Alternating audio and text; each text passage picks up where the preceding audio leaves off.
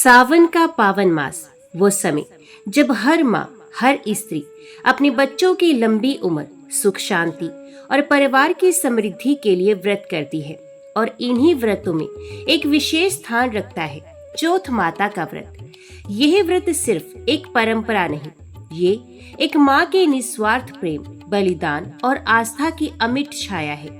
एक माँ जो बिना खाए पिए दिन भर तप करती है, सिर्फ अपने बच्चों की सलामती और पति की लंबी उम्र के लिए। इस कथा में छुपी है वे शक्ति जो एक साधारण नारी को देवी बना देती है और उसके व्रत से प्रसन्न होती हैं स्वयं चौथ माता। आज हम सुनेंगे वो पावन कथा जहाँ एक साध्वी नारी की भक्ति ने हर विपत्ति को टाल दिया, जहाँ धैर्य, समर्पण और श्रद्धा ने चमत्कार कर दिखाया। सावन में चौथ माता का यह व्रत ना सिर्फ इच्छाएं पूर्ण करता है, बल्कि माँ के रूप में नारी के संघर्ष और प्रेम को भी सम्मान देता है।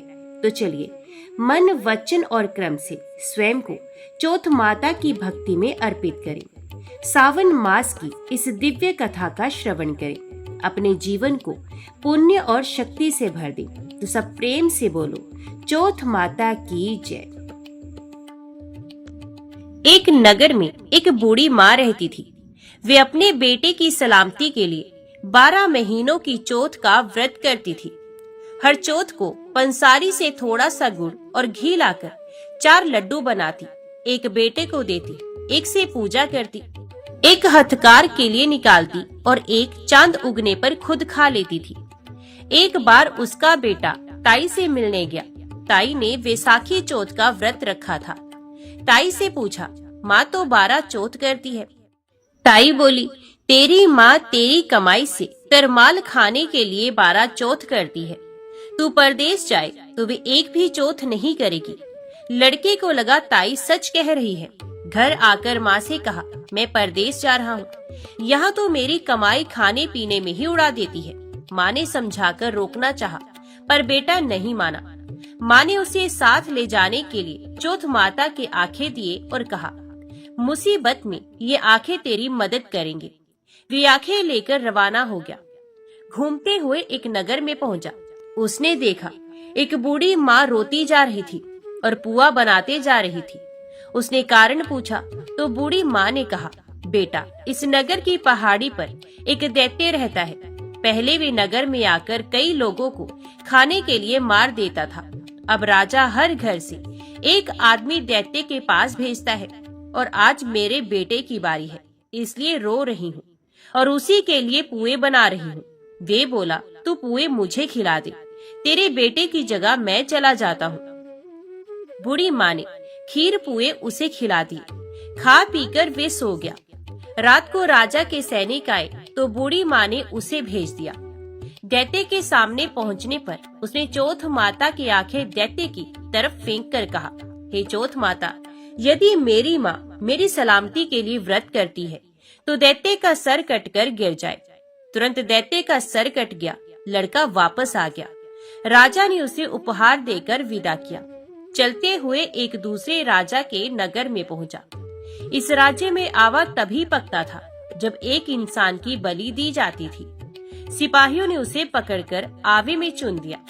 लड़के ने आंखें आवे में डाली और कहा, हे चौथ माता, यदि मेरी माँ मेरे लिए व्रत करती है तो आवा मेरी बलि लिए बिना ही झट से पक जाए।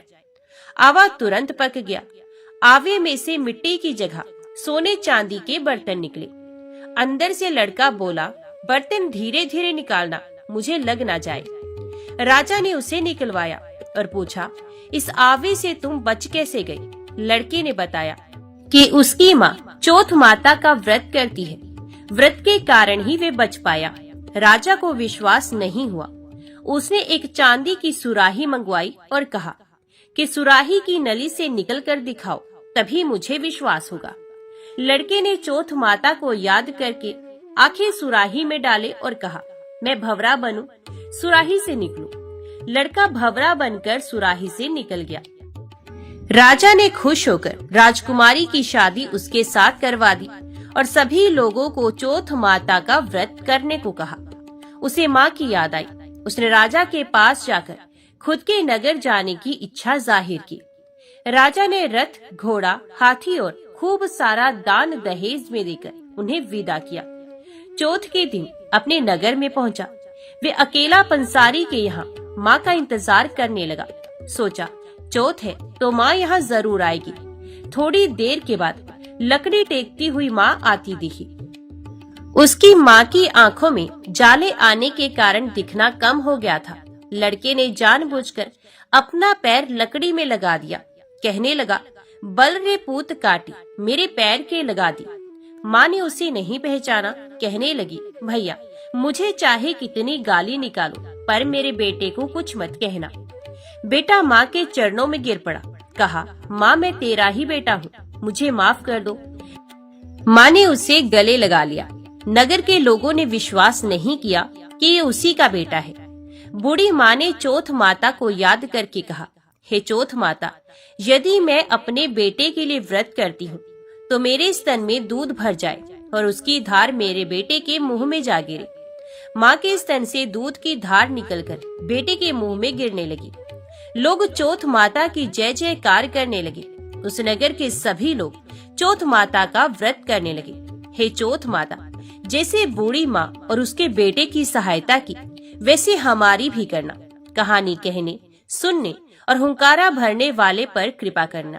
तो बोलो, चौथ माता की जय, गणपति भगवान की जय। अभी हम सुनते हैं भगवान गणेश की कथा। प्राचीन काल में सतयुग में मकरध्वज नामक एक राजा हुए। वे प्रजा पालन के प्रेमी थे। उनके राज्य में कोई निर्धन नहीं था। चारों वर्ण के लोग अपने अपने धर्मों का पालन करते थे। प्रजाओं को चोर डाकू आदि का भय नहीं था। प्रजा स्वस्थ रहती थी। सभी लोग उदार, सुंदर, बुद्धिमान, दानी और धार्मिक थे।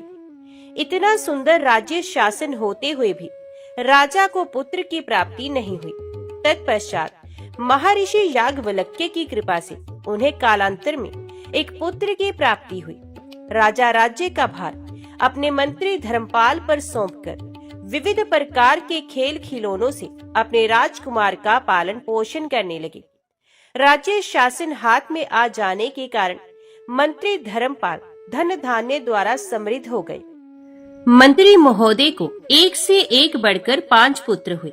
मंत्री पुत्रों का धूमधाम के साथ विवाह हुआ और वे सब धन का उपभोग करने लगे। मंत्री के सबसे छोटे लड़के की बहू अत्यंत धर्मपरायणी थी। चैत्र कृष्ण चतुर्थी आने पर उसने भक्ति पूर्वक गणेश जी की पूजा की। उसका पूजन और व्रत देखकर उसकी सास कहने लगी, अरे क्या तंत्र मंत्र द्वारा मेरे पुत्र को वश में करने का उपाय कर रही है। बार बार सास के निषेध किए जाने पर भी जब बहू ने ना मानी तो सास ने कहा, अरे दुष्टा, तू मेरी बात मान नहीं रही, मैं पीट कर तुझे ठीक कर दूंगी। मुझे ये सब तांत्रिक अभिचार पसंद नहीं। इसके उत्तर में बहू ने कहा, हे सासू जी, मैं संकट नाशक गणेश जी का व्रत कर रही हूँ। ये व्रत अत्यंत फलदायक होता है। अपनी पतोहू की बात सुनकर उसने अपने पुत्र से कहा कि हे पुत्र, तुम्हारी बहू जादू टोने पर उतारू हो गई है। मेरे कई बार मना करने पर भी वे दुराग्रह वश नहीं मान रही। इस दुष्टा को मार पीट कर ठीक कर दो। मैं गणेश को नहीं जानती, ये कौन है और इनका व्रत कैसे होता है। हम लोग तो राजकुल के मनुष्य हैं, फिर हम लोगों की किस विपत्ति को ये नष्ट करेंगे। माता की प्रेरणा से उसने बहू को मारा पीटा। इतनी पीड़ा सहकर भी उसने व्रत किया। पूजन उपरांत वे गणेश जी का स्मरण करती हुई उनसे प्रार्थना करने लगी कि हे गणेश जी महाराज, हे जगतपति, आप हमारे सास ससुर को किसी प्रकार का कष्ट दीजिए। हे गणेश्वर, जिससे उनके मन में आपके प्रति भक्ति भाव जागृत हो। विभु विश्वात्मा गणेश जी ने सबके देखते ही देखते राजकुमार का अपहरण करके मंत्री धर्मपाल के महल में छिपाकर रख दिया। बाद में उसके वस्त्र, आभूषण आदि उतारकर राजमहल में फेंक दिए और स्वयं अंतर्ध्यान हो गए। इधर राजा ने अपने पुत्र को शीघ्रता से पुकारा, परंतु कोई प्रत्युत्तर नहीं मिला। फिर उन्होंने मंत्री के महल में जाकर पूछा कि मेरा राजकुमार कहाँ चला गया। महल में उसके सभी वस्त्र आभूषण तो हैं, लेकिन राजकुमार कहाँ चला गया? किसने ऐसा निंदनीय कार्य किया है? हाय, मेरा राजकुमार कहाँ गया? राजा की बात सुनकर मंत्री ने उत्तर दिया, हे राजन, आपका चंचल पुत्र कहाँ चला गया इसका मुझे पता नहीं। मैं अभी गांव, नगर, बाग, बगीचे आदि सभी स्थानों में खोज कर आता हूँ। इसके बाद राजा अपने सभी नौकरों, सेवकों आदि से कहने लगे कि हे अंगरक्षकों, मंत्रियों, मेरे पुत्र का पता शीघ्र ही लगाओ। राजा का आदेश पाकर दूत लोग सभी स्थानों में खोज करने लगे। जब कहीं भी पता ना लगा तो आकर राजा से डरते डरते निवेदन किया कि महाराज, अपहरणकारियों का कहीं सुराग नहीं मिला। राजकुमार को आते जाते किसी ने नहीं देखा।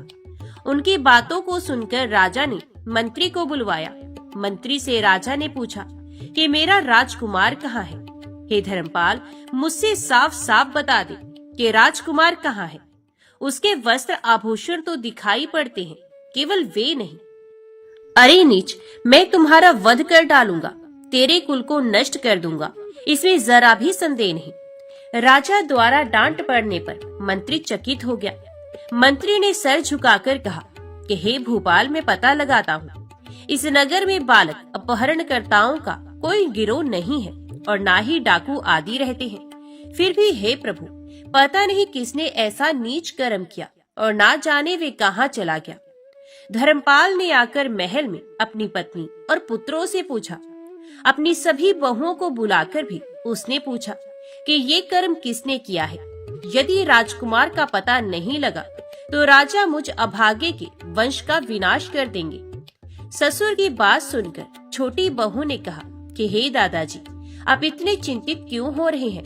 आप पर गणेश जी का कोप हुआ है, इसलिए आप गणेश जी की आराधना कीजिए। राजा से लेकर नगर के समस्त स्त्री पुरुष, बालक, वृद्ध संकट नाशक चतुर्थी का व्रत विधि पूर्वक करें तो गणेश जी की कृपा से राजकुमार मिल जाएंगे। मेरा वचन कभी मिथ्या नहीं होगा। छोटी बहू की बात सुनकर ससुर ने हाथ जोड़कर कहा कि हे बहू, तुम धन्य हो, तुम मेरा और मेरे कुल का उद्धार कर दोगी। गणेश जी की पूजा कैसे की जाती है? हे सुलक्षणी, मुझे बताओ।